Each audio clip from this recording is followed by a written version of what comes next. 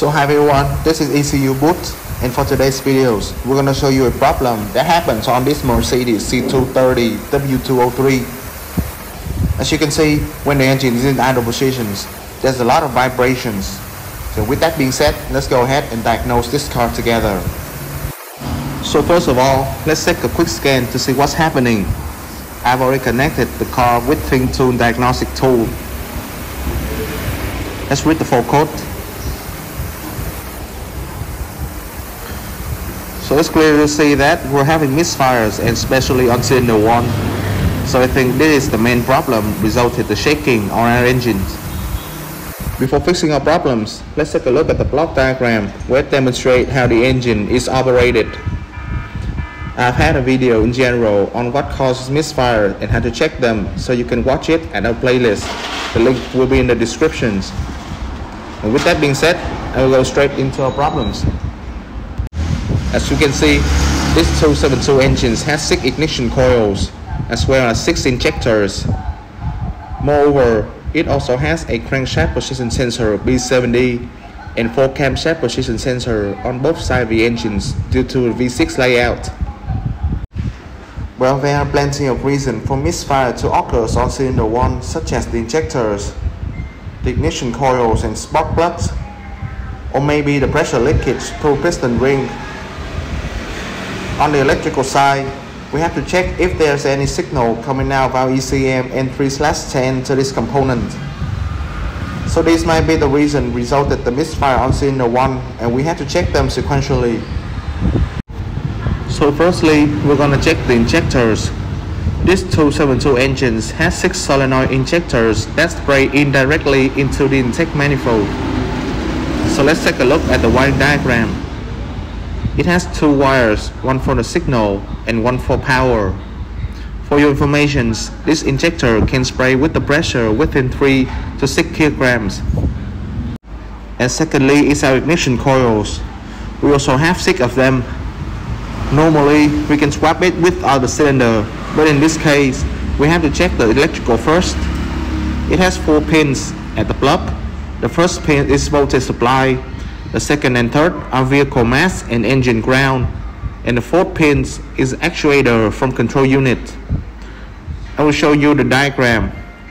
Like I said, the first wires is power, the second and third wires are ground, and the last one is signal coming out of the ECM to control the compressions. So after the electrical is having no problem, then we go ahead to check the mechanical. And off camera, I've checked the power and it's still good. Now, I've already brought the wire to receive the control signal that our ECM sends to the injector. For a better view, I measure both cylinder 1 and 2 to see if there are any differences.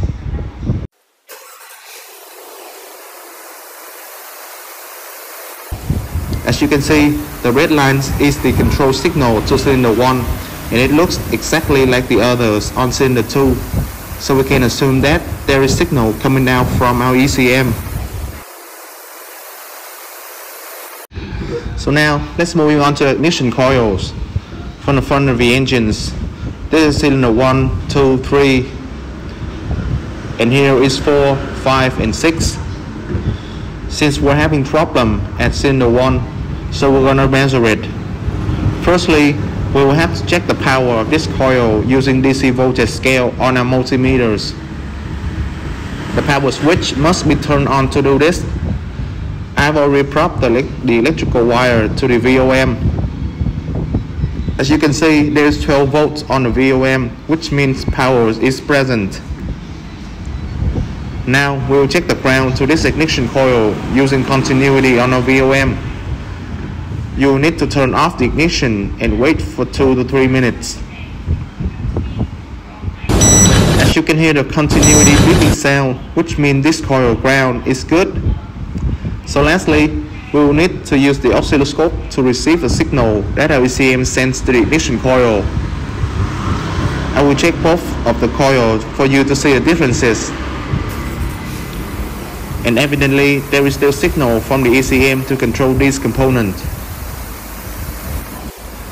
Now, I can conclude that we're not having any problem with our electrical. With that being said, let's go ahead and check out mechanical parts. The easiest method is to change our ignition coil and spark plug. You can either replace it with a new one or swap it with other engines. I'm having a brand new coil here, so I'm going to go ahead and replace it.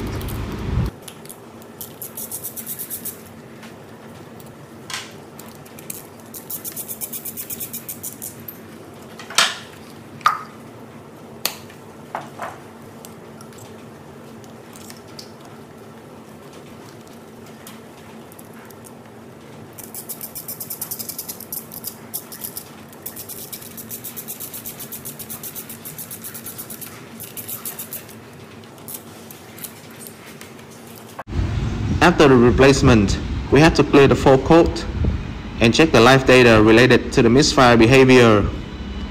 The fault counter will calculate every time if there are misfires in any cylinder. So let's turn on the engines and have a look. And surprisingly, there's no vibration on our engines anymore. After replacing the ignition coil on cylinder 1, there's no fault code on our scanner, and even the fault counter is not counting anything. At this point, I can say that our problem has been solved. So in conclusions, there's a malfunction ignition coil on cylinder 1 resulted the vibration with our 272 engines on the Mercedes C230 W203.